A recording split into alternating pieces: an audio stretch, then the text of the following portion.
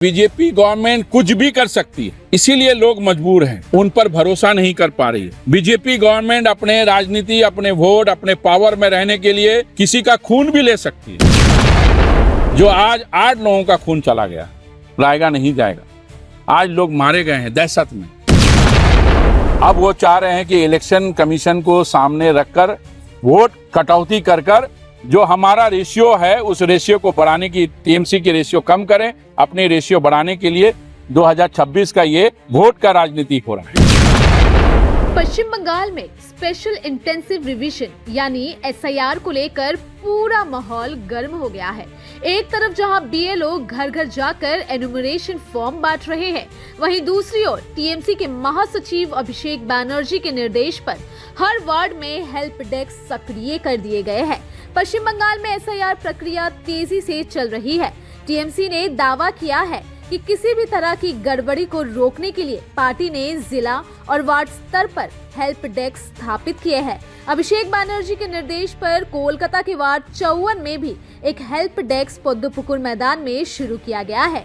इस help desk का नेतृत्व वार्ड 54 के काउंसिलर अमीरुद्दीन बॉबी कर रहे हैं। यहाँ सुबह 9 बजे से शाम 5 बजे तक लोग आकर अपना नाम चेक कर सकते हैं, आपत्ति दर्ज करा सकते हैं। साथ ही अगर एनुमरेशन फॉर्म भरने में कोई भी परेशानी हो तो उसके लिए भी मदद प्राप्त कर सकते हैं। हेल्प डेस्क में लैपटॉप, प्रिंटर और वाईफाई की सुविधा भी उपलब्ध कराई गई है। वार्ड 54 के काउंसिलर अमीरुद्दीन बॉबी ने बीजेपी और इलेक्शन कमीशन को आड़े हाथों लिया। उन्होंने कहा कि इलेक्शन के पहले जल्दबाजी में एसआईआर की जा रही है। हालांकि हमारे वार्ड 54 में अभिषेक बैनर्जी के निर्देश पर यह हेल्प डेस्क लगाया गया है ताकि आम लोगों को एक भी दिक्कत ना हो। बीजेपी और चुनाव आयोग अपने मनमाने ढंग से लोगों के नाम नहीं हटा पाएंगे, इसलिए हमने तय किया है कि हर नागरिक की मदद की जाएगी। आइए सुनते हैं कि वार्ड 54 के काउंसिलर अमीरुद्दीन बॉबी क्या कुछ कह रहे हैं। क्या प्रॉब्लम फेस कर रहे हैं? देखिए, एसआईआर हम लोगों को पार्टी से जब निर्देश हुआ 3 तारीख से ये हम लोग अपने वार्ड में ऑर्गेनाइज करना स्टार्ट कर दिए। ये बहुत अहम चीज है, लोगों को ये बात समझ में नहीं आ रही है, मगर इसको यदि आप लोग सीरियस नहीं लेते हैं, ये नुकसान किसी दूसरे का नहीं होगा, वो नुकसान आपका खुद है।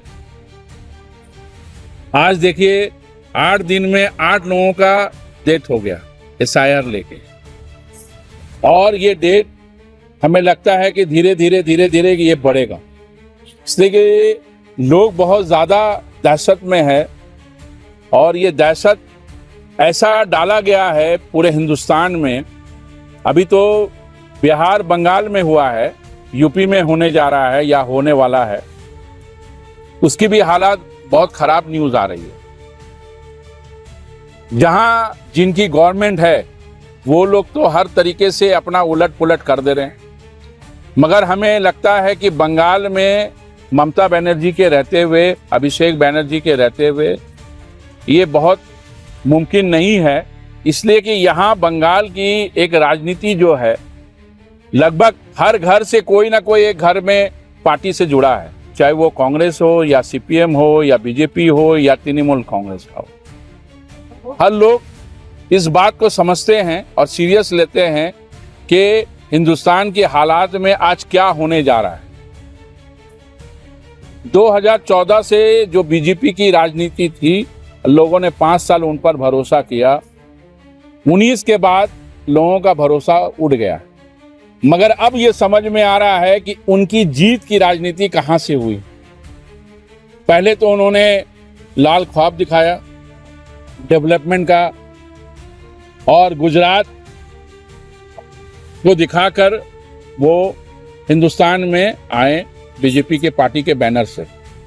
जब लोग 5 साल देखने के बाद उनको समझ में आया कि लाइन लगा के नोटबंदी, जीएसटी, 2 करोड़ नौकरी देंगे, उसके बाद जो है हर तरह का हरबा यूज किए, मगर लोगों को ये समझ में आया कि नहीं, ये भी पार्टी जो है झूठी पार्टी है।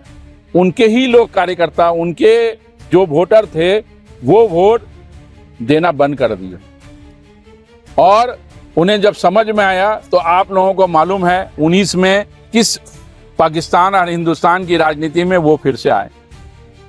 19 के बाद जब 24 में हुआ तो उनका रेशियो कम गया। अब की बार 400 पार, तो इस बार पब्लिक ने दिखाया अब की बार 200 नहीं पार, मगर 240 सीट लेके आए। तो ये धीरे धीरे लोगों को समझ में आने लगा है। इसी वजह से जो 3-4 स्टेट में जो इलेक्शन हुआ है, उस इलेक्शन में इलेक्शन कमीशन को सामने रखकर हिंदुस्तान की एक राजनीति को बदलाव लाया। जो जुडिशली लोगों का भरोसा है, आस्था है सुप्रीम कोर्ट और इलेक्शन कमीशन पर। हर धर्म के लोग इस पर भरोसा करते हैं, विश्वास करते हैं, संविधान पर विश्वास करते हैं। उसी तरीके से इलेक्शन कमीशन पर भी विश्वास करते हैं। देखिए, दहशत इसलिए है कि बीजेपी गवर्नमेंट कुछ भी कर सकती है, इसीलिए लोग मजबूर हैं, उन पर भरोसा नहीं कर पा रही है। बीजेपी गवर्नमेंट अपने राजनीति, अपने वोट, अपने पावर में रहने के लिए किसी का खून भी ले सकती है। जो आज 8 लोगों का खून चला गया, लाएगा नहीं जाएगा।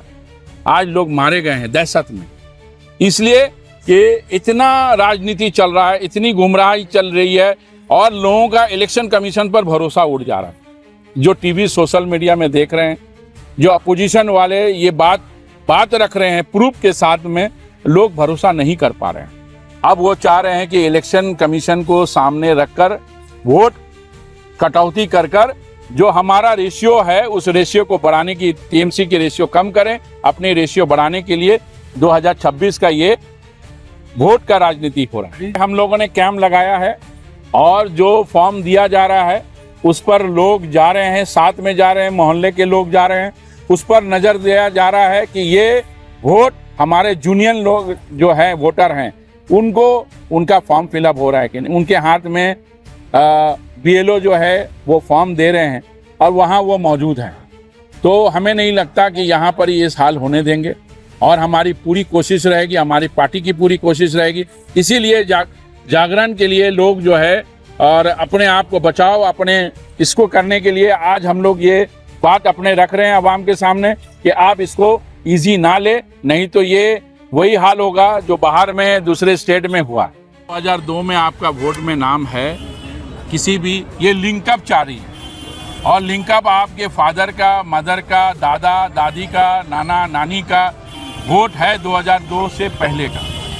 तो आपको घबराने की बात नहीं है। आप अपना कुछ भी आधार कार्ड 12 डॉक्यूमेंट्स जो है उसमें से एक भी डॉक्यूमेंट्स आप दे देंगे, आपका इलेक्शन इसमें नाम आ जाएगा वोटर लिस्ट में।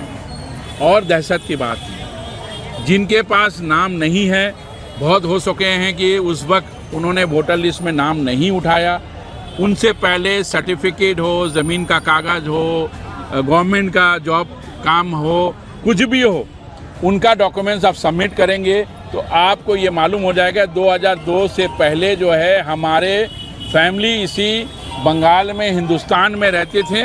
अब ये मैं वोट उठाया, उस वक्त नहीं उठा पाए, अब ये वोट उठाया। कुछ वार्ड में फॉर्म भी जमा आपके पास बीएलओ आएंगे, वहीं आपका जमा होगा। इसमें कोई टेंशन लेने की बात नहीं है।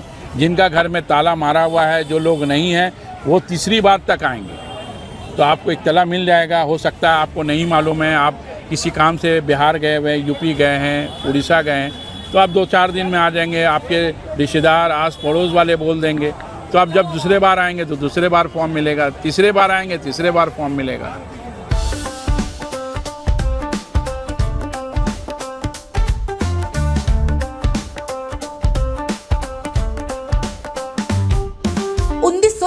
से चलती आ रही है एक कहानी, स्वाद की, परंपरा की और भरोसे की। शिराज गोल्डन रेस्टोरेंट, मलिक बाजार, कोलकाता। ये सिर्फ एक रेस्टोरेंट नहीं बल्कि एक एहसास है, जहां बिरयानी में इतिहास की खुशबू है और मटन चाप में रूह बसती है। शिराज की बिरयानी मसालों से नहीं, मोहब्बत से बनती है। 3 पीढ़ियों की विरासत, दादा से पिता और अब बेटे तक। इसकी 5 शाखाएं हैं, वीआईपी बाजार, अजय नगर, सॉल्ट लेक, चिनार पार्क और दिल में बसने वाला मलिक बाजार। अब मलिक बाजार शाखा बर्थडे सेलिब्रेशन के लिए भी उपलब्ध है। घर जैसा माहौल, रॉयल सेटअप और स्वाद जो हर मौके को खास बना दे, जिसके स्वाद के दीवाने तमाम सेलिब्रिटीज हैं। दुर्गा पूजा पर हजारों लोगों की भीड़ जुटती है और जुबान पर बस एक ही नाम होता है, शिराज का। शिराज का वादा, क्वालिटी, विरासत और वो स्वाद जो एक बार चख लिया तो कभी भूलेंगे नहीं। तो आज ही आए शिराज। पता है Mullick Bazar 135 Park Street behind Neuroscience Hospital, Park Circus, Beniapukur, Kolkata, West Bengal 700017। Shiraz Golden Restaurant, स्वाद जो सिर्फ जुबान पर नहीं दिल में उतरता है।